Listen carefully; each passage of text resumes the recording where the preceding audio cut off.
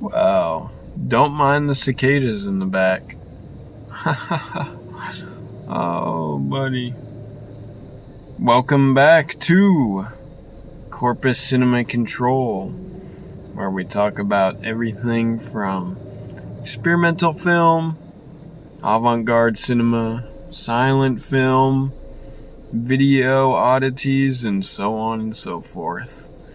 Today we're talking about the instant classic, Michael Haneke's 2012 film, Amour. Let's get into it.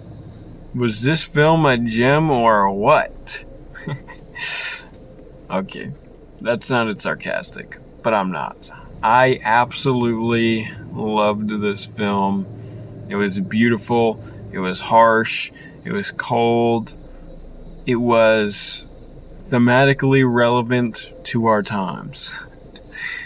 Quick plot synopsis is, without spoilers, whatever. A wealthy elderly couple living in the city. One day the wife has a stroke and the husband has to care for her for the rest of the film. And we see her slowly degrade throughout. So, this is more of a discussion or analysis, not really like a review. So if you care about spoilers, I would probably not watch this if you haven't seen it. But this film really seems to me to be about the degradation or this thing that doesn't exist anymore, which is our bonds between our interpersonal bonds, our connections with one another, whether we be family, people within our community, etc.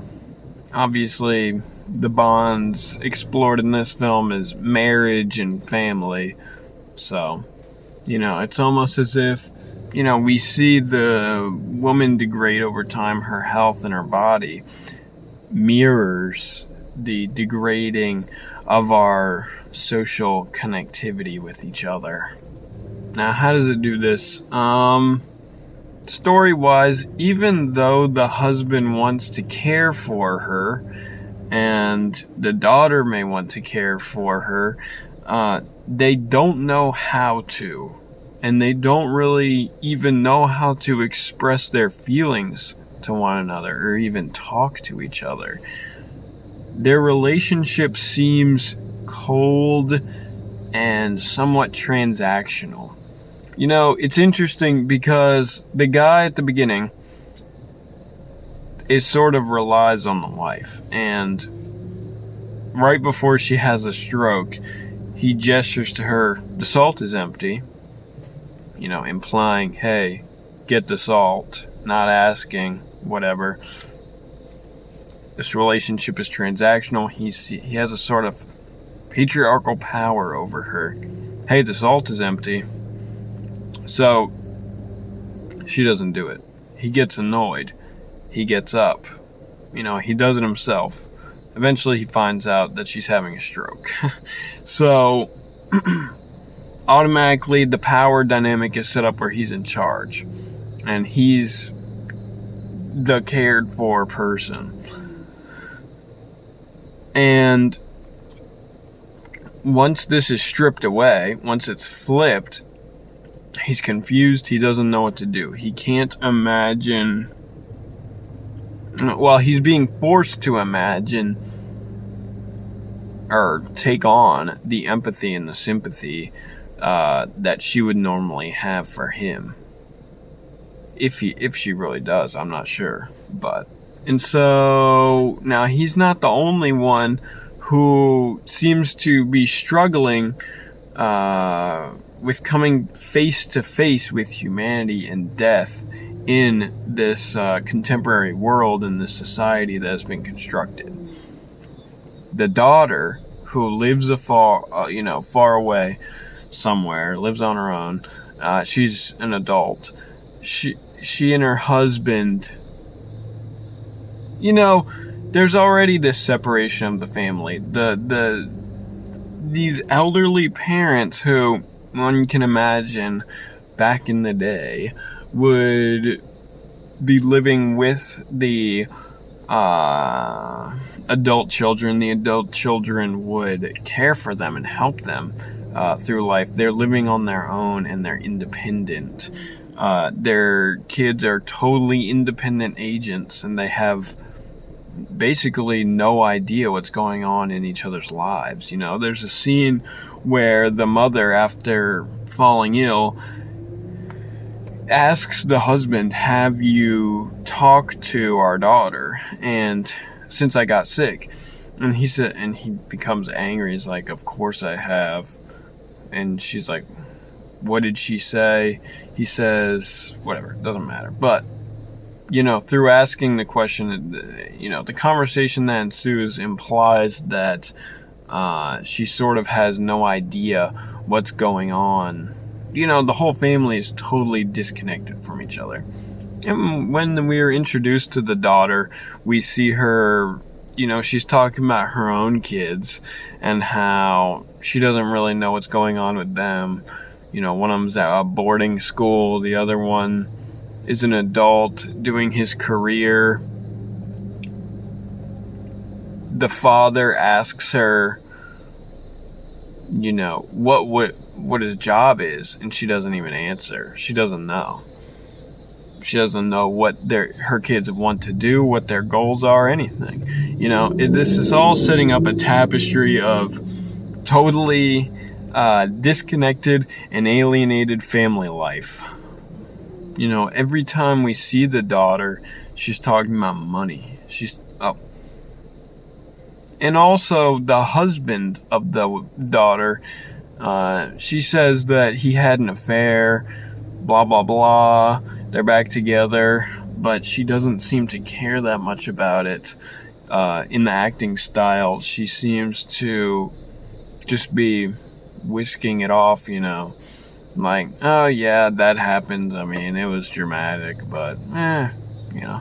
So, I mean, you know, this couple is not even talking to each other, connected in any way. So, extending outside of the family unit, when the husband is having a lot of difficulties trying to care for the wife, you know, he's not used to it.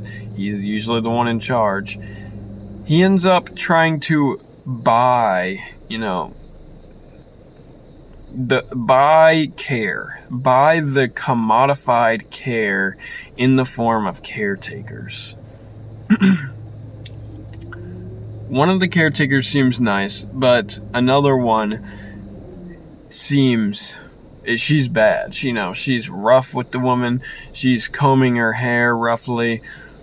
And when the husband is going to fire her for this terrible treatment of his wife, she still expects to be paid and still becomes angry when she's fired. She doesn't even understand what she's done wrong. You know, it paints a picture of a world that is, nobody cares for one another. It's totally cold and desolate, which, you know, follows through in the way it's filmed. It's sort of affectless. It's very, I mean, there's depth to the images, but it's very flat. The colors are a mix of grays, blues, muted colors, browns, things like this. And it all takes place in this one single apartment, which builds a claustrophobic environment. Now, I think this claustrophobia works in two ways. It works to further this isolated feeling that we may have from one another. We're isolated from the world around us by way of these visible and invisible structures that we have created around us that we live within. And also, it just furthers to, or it creates this claustrophobic environment surrounding the husband. He feels claustrophobic about, you know, cooped up helping his wife and so on and so forth. You know, that's basically how he puts it. As well as, you know, the wife is probably feeling claustrophobic herself, trapped in her own body now. So, very claustrophobic, very cold and depressing film. But beautiful nonetheless, gorgeous. And of course, when everyone's isolated from each other, there is rampant selfishness.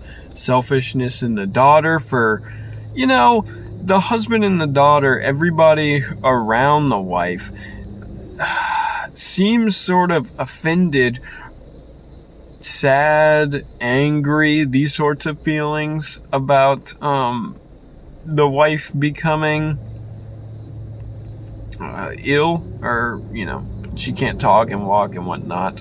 So it's just very interesting. It's like when the veneer of perfection and, you know, wealth and so on and so forth, this fake veneer is pulled away, and you're exposed to immediately to our body and our humanity and our mortality, and that we are going to die. And, you know, it's like a mirror. They see that they're going to die. This is going to be them one day. And the wife is just extremely embarrassed about being sick and people seeing her that way. You know, all the veneer is taken away. People just seem upset about it, like to an extreme degree, to the point where, you know, I think Haneke is just painting a picture here that says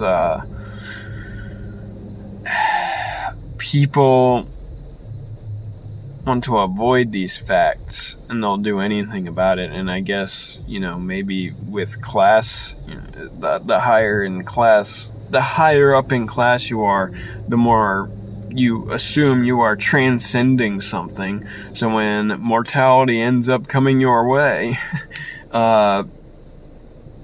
it all seems fake. It all falls apart very easily. You know, the apartment, the clothes, the everything just seems so useless and an act of showmanship in the face of your looming death and a meaning that you need in life, you know, that these two don't really seem to have. I mean, they seem kind of lost at the end. So, right, and building off the isolated society thing, of course, the husband, there is this whole thing about his patriarchal power over the wife being flipped. You know, he has no clue how to even deal with it, which is hilarious and depressing all at once, and very true to our world. Even though there is that, I believe that there is the flip side element of his inability to properly care for his wife, which is that it is extremely difficult to show care and love and extreme acts of devotion and love and whatnot and so forth for each other in our world, our contemporary world, because of our isolation and alienation from each other. I mean, how can you do anything? That's not what I want to say. How can you relate to, you know, your fellow person if you can barely even see them as a human, if you can barely even see yourself as a human, if there's so much plastic and invisible structures in the way, and, you know, fear of that other person, you know, contempt for that other person, selfishness, you know. How can you care for them? How can you care for anyone? I think that this film is getting at the heart of that, you know. And this film sort of puts you in the husband's shoes, you know. Somebody close to you has a comes face to face with mortality, so you have to be face to face with mortality. The film is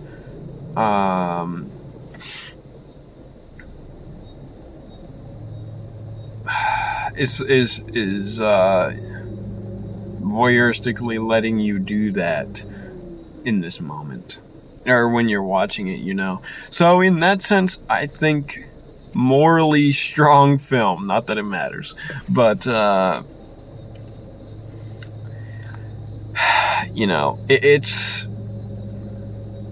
is commendable to make a film that attempts to get at this, that attempts to show you true humanity, you know, not this sick, fake,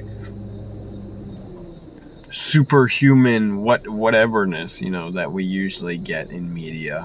This fakeness, this thing that you hope to achieve and to strive for, to be a superhuman, an ubermensch, or whatever the hell. So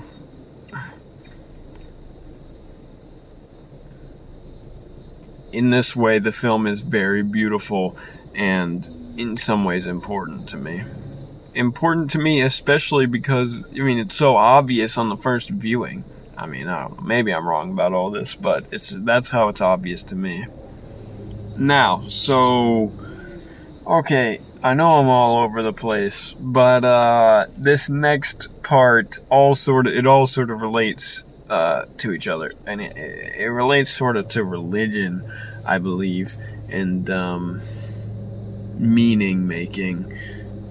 So in life, so excusez-moi. So the pigeon that shows up, I had no idea how to take. So when I looked online, what do pigeons classically represent? It says from a couple sources, they represent. Pigeons are symbolic of fertility and prosperity, fortune, luck, and transformation. They're said to be one of the first bird species to be domesticated by humans. That part is interesting. You know, structure built around nature. If you believe that structure is unnatural. Which it is natural. But anyway, it doesn't matter. Domesticated by humans, structure around nature, and have been friends to us since ancient times. These birds are also symbolic of persistence, harmony, and well-being, mercy, and forgiveness, and freedom, which, you know, it makes sense. Makes sense as a symbol that he would see. And so, there's more to this than that. But, I believe that... Okay, so... In conclusion, pigeons typically represent sacrifice, purity, and unconditional love in the Bible. They are used to symbolize both the mercy of God and the importance of putting aside our own desires and humbly serving others. So, if we go off the Bible representation of the pigeon, it makes sense. It's like, if there's a higher power, sort of testing our main character here, he's sending a message, or, you know, the higher power is sending a message in the form of a pigeon, which the main guy just shoos away over and over and tosses out the window, which is not a good way to take your message, but, you know, I guess that's what we would all do. But I guess that's just a point of examining closely the things that happen in life. So, which is good to do. Always do that. But interestingly enough, when he ends up killing his wife, the pigeon comes back, and I believe what happens, it's a little shaky as to what happens, but I think he hugs the pigeon, right? He wraps the pigeon in a blanket. I mean, that's how you grab a bird anyway. But he hugs the pigeon in a blanket and cares for it, I think. Maybe he's finally learned a lesson of mercy. I mean, she doesn't want to live, so didn't want to live from the beginning, knowing her symptoms. So he learned a lesson of mercy. There's more to life than life. There's an afterlife. There's things to strive for. I assume it's meaning like this. And the question is on the table as to whether he learned his lesson or not, or successfully followed or succeeded in this test from a higher power. At the end, we see him presumably die or go into some afterlife or something with the wife, and he follows her gently into the hallway, into the world, into the dream world, It's obviously not realistic. I mean, she's dead, so I suppose he succeeds. If the film is strictly from the character's point of view, then it's hard to tell. It's hard to, it's hard to say whether he's definitely going or not, because it could be imagined. If you see the film from an objective narrator's point of view, which is possible, then he definitely goes into the afterlife with the wife, and seemingly is happy with her, tried his best at helping, especially at the end. Mercy killed her. I guess he did his thing. I guess in a way this film can be hopeful for interpersonal relationships, especially romantic ones, familial ones.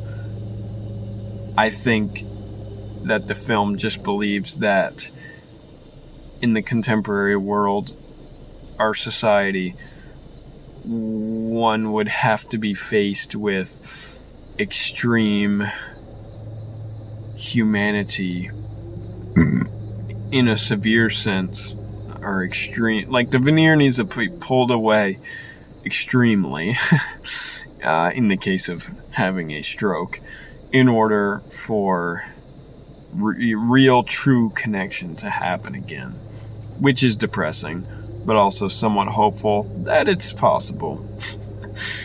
Personally, I don't know. Maybe it's possible. I don't know. I'm a little depressed about it. I'm a little negative about it, but maybe it's possible. Yeah, but that's mostly what I have to say. Let's see. Yeah, the film is really worth watching. It's really harrowing. I believe it's an important film to watch because it allows the viewer to step into this narrative for a brief moment of 2 hours, where you are forced to come face to face with mortality, and not in the not banal, but like disturbing action movie sense of mortality, where you see dead bodies and they get shot or whatever the hell. No, this is like face to face with real life mortality, and not a stylized one. Though, of course, all cinema and art is stylized, but whatever.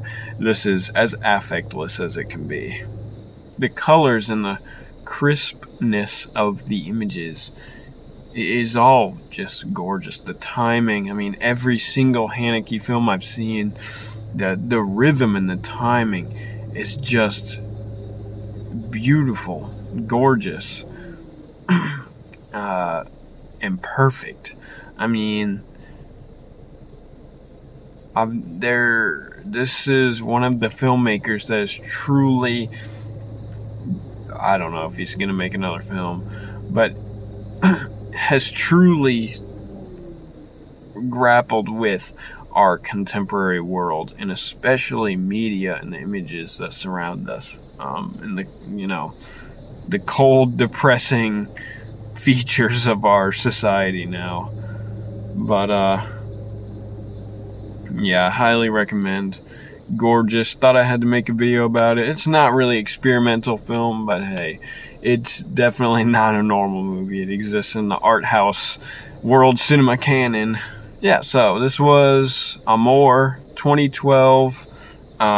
Michael Haneke. It's easy to find online. You can get it for free.